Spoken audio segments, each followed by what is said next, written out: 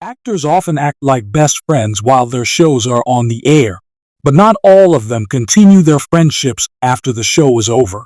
But The Big Bang Theory stars Jim Parsons and Mayim Bialik have.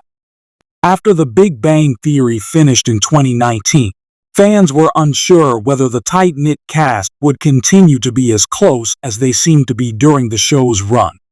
The series followed a group of close friends who happened to be nerdier than average as they matured. Bialik was introduced late in the series and became a love interest for Parsons' character. The two characters eventually married.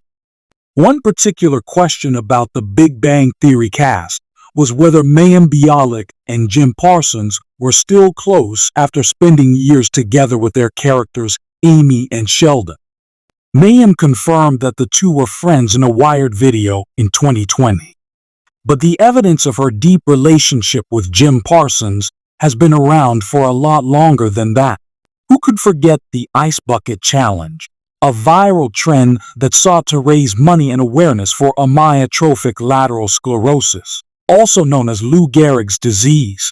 Celebrities and everyday people alike participated in the challenge, dumping a bucket of ice on themselves or their friends and providing donations to the ALS Association.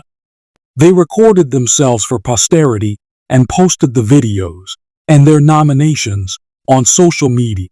Parsons nominated Bialik before dumping a bucket of ice water on himself and then doing the same to her when she accepted the challenge. The two are both laughing and joking as they complete the challenge, and while Bialik may have hated Parsons at the moment when doused in freezing cold water, it's clear that the pair are on good terms since she actually allowed him to be the one to provide the ice water after the nomination. A critical moment in Amy and Sheldon's relationship timeline in The Big Bang Theory was their first kiss 4 seasons after the characters met, which shocked fans after Sheldon's long-held aversion to physical affection. Bialik and Parsons both look back on the moment fondly, though they jokingly argue about the real-world context of the moment. "He had the flu," Bialik said in an interview with The Spec, explaining that he had a fever and was sweating on the day of filming.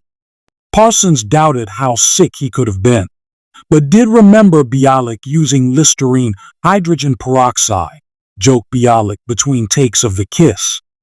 Parsons assured the interviewer and Bialik that he wouldn't have kissed her if he were really that sick, but Bialik disagreed. All debates aside, however, they seem to look back on the iconic moment fondly.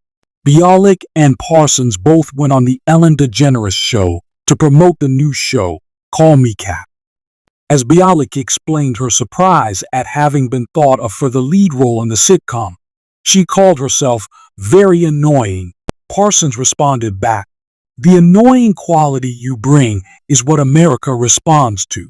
That might sound like a backhanded compliment, but it's actually very accurate about the characters she's played the last few years. While the characters have had traits the audience finds annoying, those traits also endear the characters to the audience and make them fan favorites. At Comic-Con 2011, the pair also addressed Mayim's so-called annoying qualities, when Bialik explained that Parsons called her truly the nerdiest person on our cast. Parsons rebuts that he thinks she is the smartest person on the cast instead. But even accepting her as nerdy, after spending 12 years on a show that celebrates nerdom, that can hardly be called an insult.